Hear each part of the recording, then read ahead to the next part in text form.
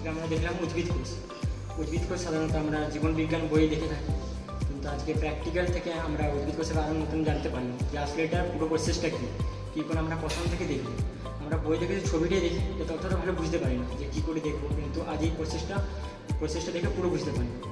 এবারে আমরা এছাড়া আরও আগেও করবো, যাতে আমরা নতুন আরও কোষ জানতে পারবো। এই প্র্যাকটিক্যালটা করে আমার অনেক সুবিধা হয়েছে। আর আগেও আমাদের জীবনবিজ্ঞান বই উদ্ভিদ কোষ চ্যাপ্টার থেকে যে উদ্ভিদ কোষ সম্পর্কে আমরা অনেক পড়েছি, কিন্তু কোনো দিন আমরা প্র্যাকটিক্যাল করে দেখিনি। আজকে এই অঙ্কুরণে এসে আমরা নিজে প্র্যাকটিক্যাল করে সব দেখলাম, অনেক ভালো অভিজ্ঞতা হলো। এবং উদ্ভিদ কোষের নিউক্লিয়াস, সাইটোপ্লাজম এবং কোষ প্রাচীর আমরা প্র্যাকটিক্যাল দেখলাম। Thank you.